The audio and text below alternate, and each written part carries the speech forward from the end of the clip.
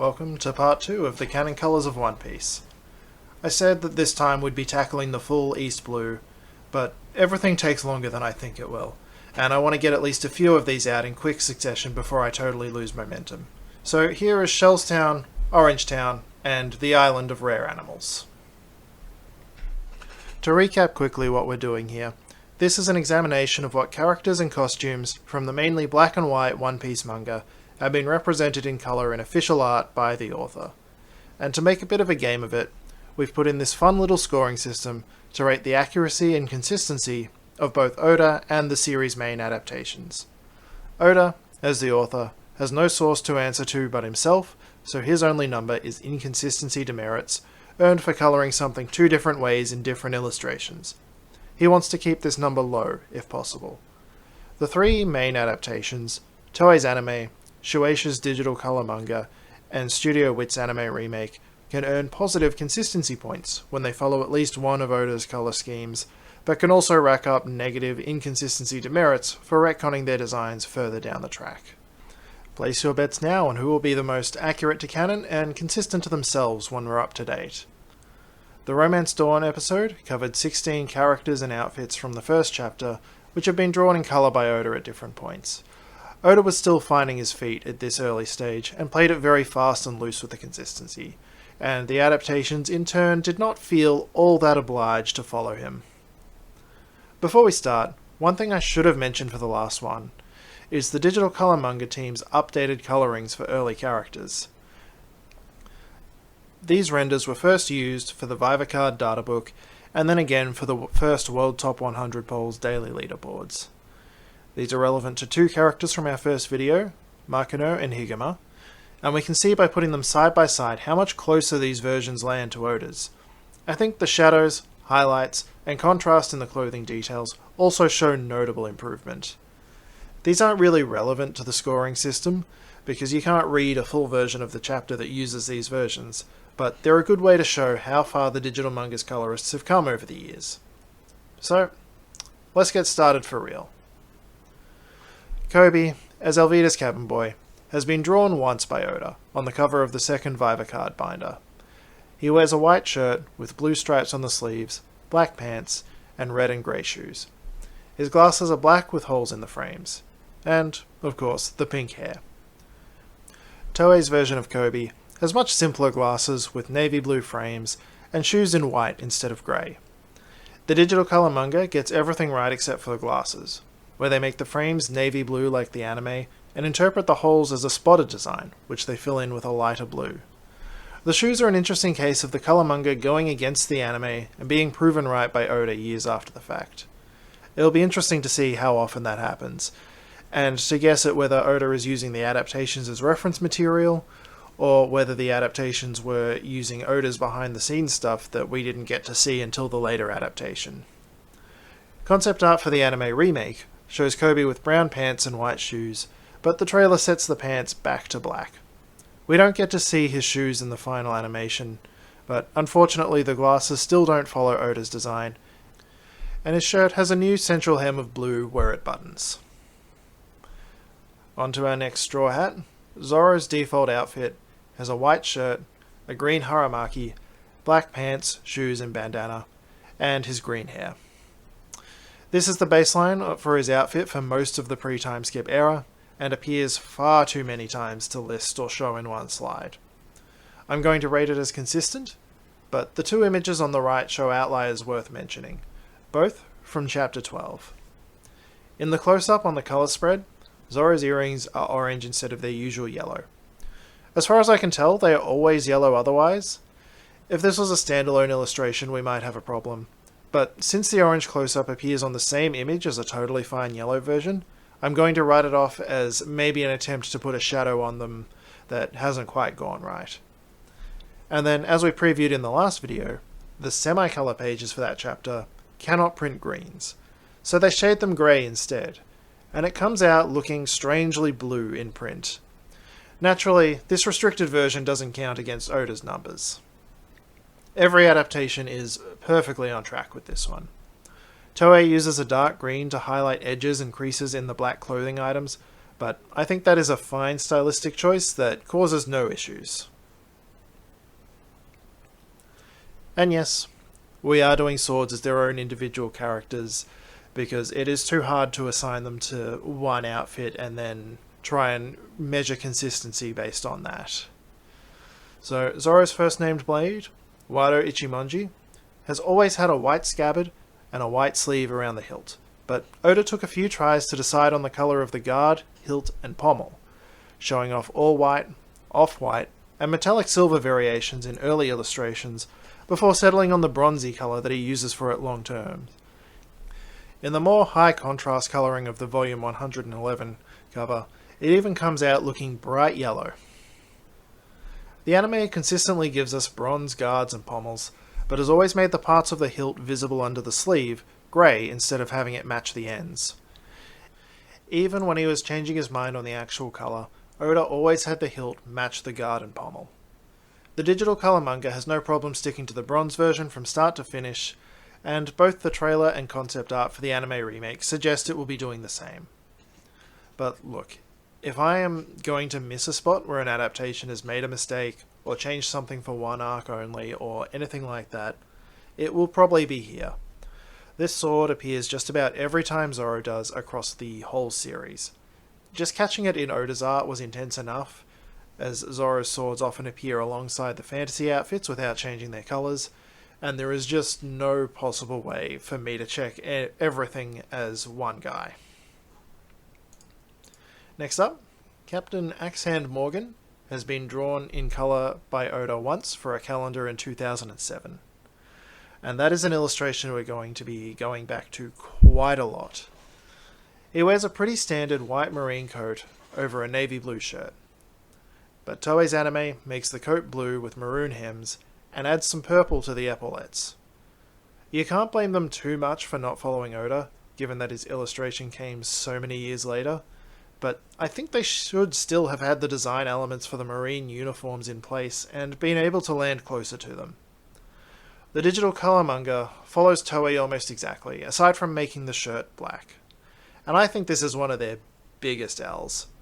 Oda's version existed by the time they were doing this, and there was no good reason not to follow it.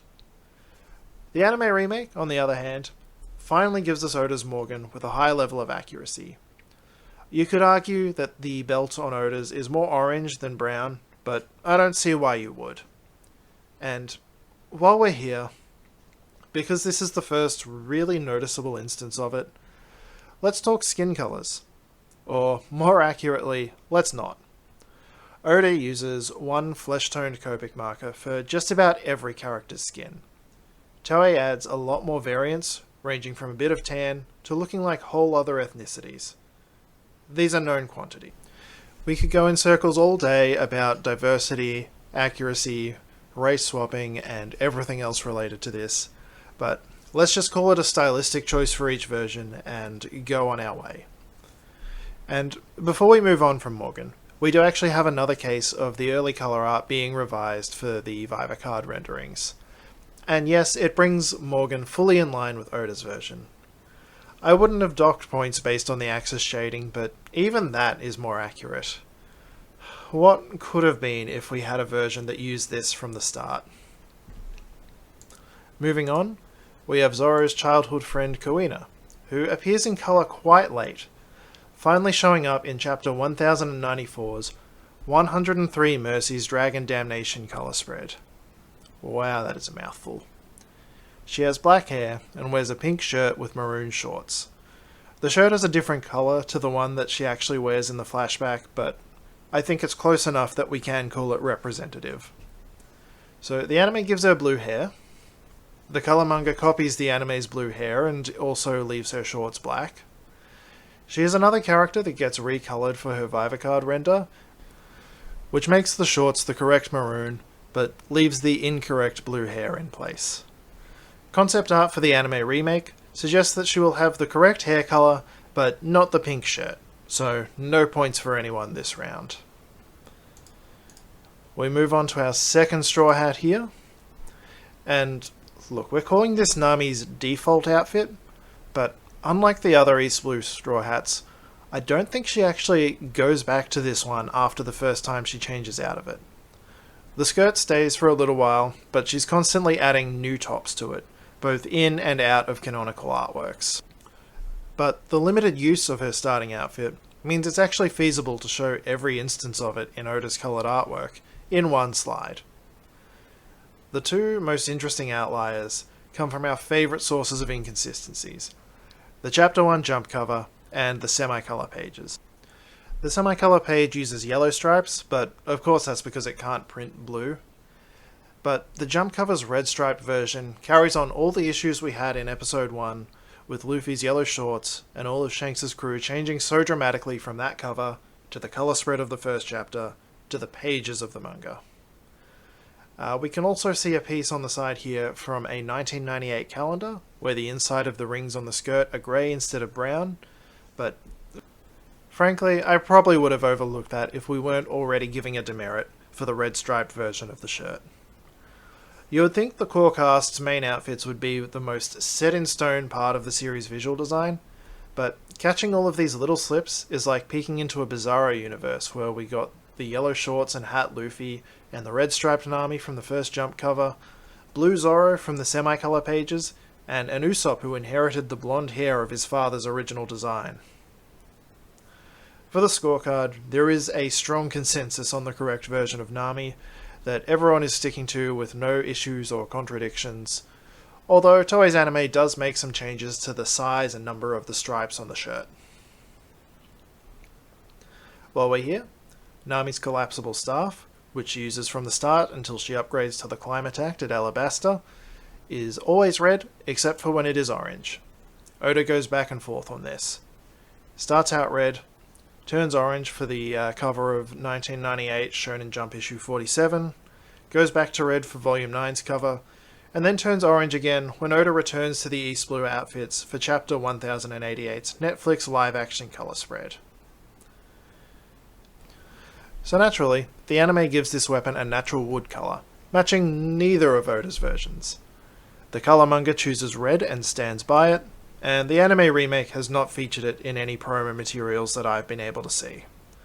Next one, Buggy the Clown in his Orange Town outfit, which has notched 8 appearances across Shonen Jump promo pages, Chapter 12's full colour pages, Chapter 16's colour and semi-colour pages, the cover of Volume 2, and much later on the 2007 calendar, the cover of the Green Data Book, and the cover of the first Vivacard binder.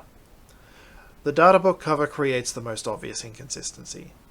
The shade of orange that is his main colour varies from piece to piece, but none of the others go so far that you have to describe him as yellow. The other minor points of contention is whether the eyes and the nose of the Jolly Roger on his hat should be black, white, red, or show the colour of the hat behind it, and also whether the stripes above his eyes should be blue or black. We can also see a black and orange striped version of the bandana under his hat for the Shonen Jump promo piece. The version from the semi-colour pages also provides an interesting look, using all reds instead of oranges. It's weird though. We've definitely seen yellows and oranges in other semi-colour pages, so it seems like it should be possible to do everything except the blue hair accurately here.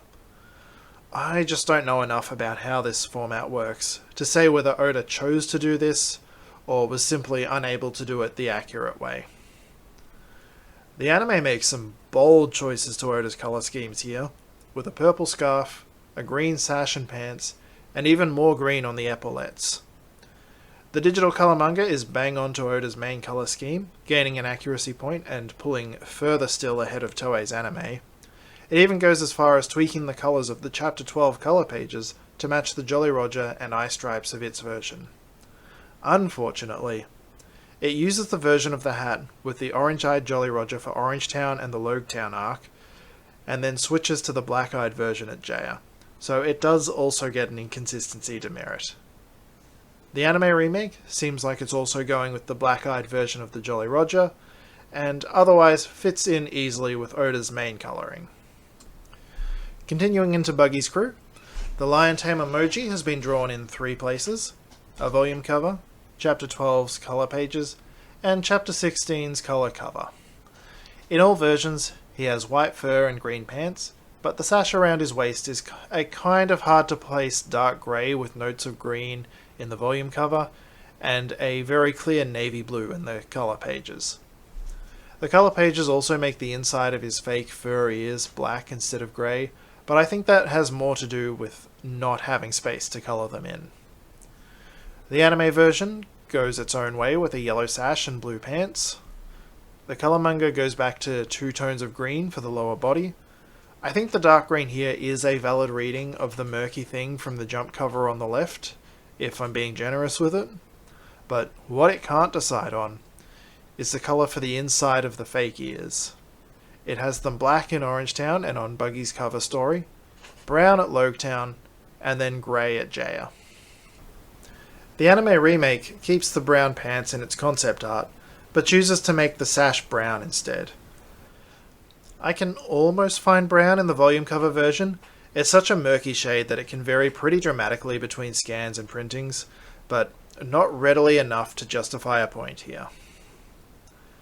The natural next step from Moji is his lion Richie, who has appeared 3 times as well, one of which is in the semi-colour pages, but he is absolutely consistent across all of them, with his orange fur and red mane. Which is why the anime inexplicably goes for green and pink. The colour manga follows Oda. Sometimes Richie's nose looks a bit darker here, but that's due to the way that Oda renders it in his line work. The colour manga is willing to turn solid areas of black into colour, but it doesn't change any hatching or texturing that Oda does. It just colours underneath them. So the black lines make the brown nose look almost black, especially in some faraway shots. But because this is a restriction in how they do the colouring, I'm not going to take a point away from them for it. The anime remake also shows an Oda-accurate Richie in its concept art. So I'm 90% manga only for One Piece. I think the anime's pacing is a deal breaker, and it's a poor representation of one of my favourite things to read. So there are large stretches of it I either haven't seen in a long time, or have never seen at all. Researching anime images for this project has been a bit of a journey of discovery. I mean, look at that lion. And I know how many people in the English-speaking fan base either only watched the anime, or caught up to the anime first and then read the manga from where it stopped instead of going from the start. And I'm just wondering, is this how you're picturing the series colours? It's like when your colourblind friend links you to a filter that shows how they see the world, and you're just like, damn, you live like this? Getting back on track, let's do a 2-for-1. Mare Boodle appears in the semi-colour pages wearing rust-coloured armour with tan straps over a tan shirt and black shorts. The loyal Choo Choo is all in white. The anime makes the straps holding the armour together brown and the shorts green. It also makes his hair grey instead of straight white. Anime Choo Choo is also more of an off-white, but not different enough to dock a point, so the anime gets 1 out of a possible 2. The colour manga is spot on for both characters and earns 2 points, and neither character has appeared in promo material for the anime remake. Jumping back into Buggy's crew, the cycling acrobat swordsman Kabaji has notched 3 appearances just like all the others, one of which is also on a semi-colour page. He has hair of either a dark grey or a very shiny black, with white stripes buzzed in on the right side. He has a blue and white checkered scarf, a brown sleeveless coat, a white wrap on his midsection, and grey pants. The semi-colour version makes the hair darker and uses black instead of blue on the scarf, but this is again because of the printing restrictions, so it's not a contradiction. The anime makes his coat purple, the wrap teal, the buzz stripes in his hair yellow, and uses green for the shininess of the hair. Meanwhile, the digital colour manga keeps most of Oda's inking on the hair, which makes it look like a sharper black than the 2 pieces of full colour art, even though it still uses grey for the close-ups. Everything else I'm happy to call perfectly accurate. The anime remake is also looking totally true to Oda in its concept art, albeit with more shades of off-white and tan in the lower body clothing. Kabaji is also one more character who got an updated render for the Viva Card data book. It makes the hair greyer in a way that's more true to Oda's art, and does add more shadows and highlights throughout. I don't think there's a huge change to the overall level of accuracy, but it's another great demonstration of how much better the colouring has become. Finally, as we part ways with Buggy's crew, we have our first instances of non-canon colour outfits for non-Straw Hat characters. A 4-panel comic done for Christmas 2013 shows Moji and Kabaji dressed as reindeer. This piece does provide extra data points for Moji's white fur, as well as Kabaji's black hair, brown coat, and blue and white scarf.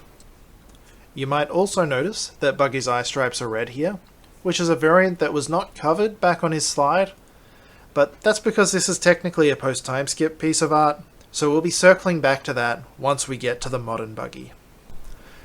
Our last character for the Orangetown arc is a surprise early cameo, the Dark King Silvers Rayleigh.